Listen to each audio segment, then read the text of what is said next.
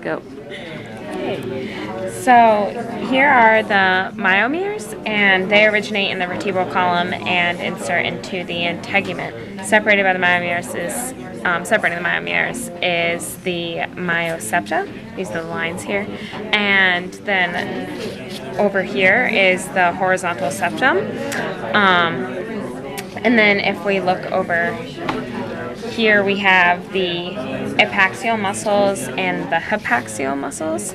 And the epaxial muscles originate in the vertebral column and insert into the integument, and as do the hypaxial muscles. The epaxial muscles are homologous to the dorsalis trunci in the nectaurus, and the hypaxial muscles are homologous to the rectus abdominis, the external oblique, the internal oblique, and the transversus in the salamander. Now we also have the extensors, which can also be called the pelvic abductors, and we have the flexors. The extensors originate in the iliac process of the pelvic girdle, and they insert into the pterygophores. The flexors originate from the coracoid bar of the pectoral girdle, and they also insert into the pterygophores. The abductors are homologous to the triceps bronchi, the dorsalis scapulae, the procoracohumeralis, the latissimus dorsi, the forearm extensors, and the supracoracoideus in the salamander. And the adductors, or the flexors, are homologous to the pectoralis, the coracobronchialis, the humerocontrabrachialis, and the forearm flexors of the nectaurus. Go. So here's the levator palatoquadrati and the spiracularis, and then around this is the adductor mandibulare. Now the levator palatoquadrati originates from the oticapsule and inserts into the palatoquadrate, as does the spiracularis.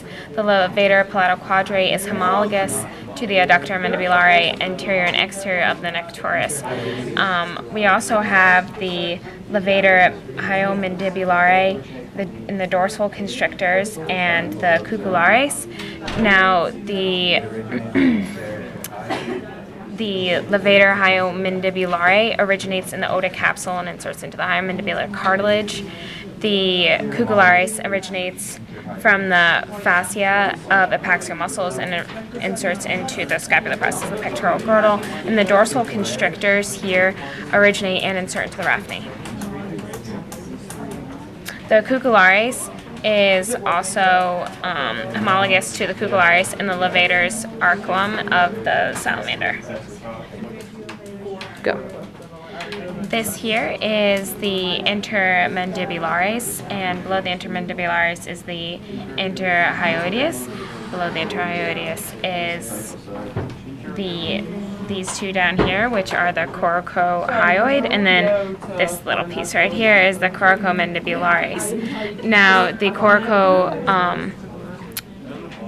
coracomandibularis originates at the fascia of coracoquaqual muscle and inserts into the Meckel's cartilage. The coracohyoid originates from the coracoquaqual muscle and inserts into the basihyoid. The interhyoideus originates from the ceratohyoid and inserts into the midventral rafting. The intermandibularis originates from the Meckel's cartilage and then inserts into the midventral rafting. Down here is also the common coracoquaqual, which originate from the coracoid bar and insert into the coracohyoid muscle. These are the ventral constrictors, which are above the gills. The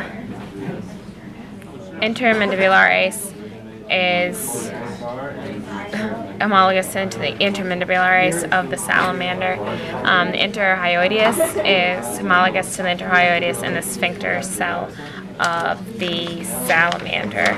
And the coracoquaqual also called the common coracoaquil, is homologous to the pectorospacularis and the rectus cervical of the salamander. The coracomandibulare is homologous to the geniohyoid of the salamander. The coracohyoid is homologous to the rectus cervicus.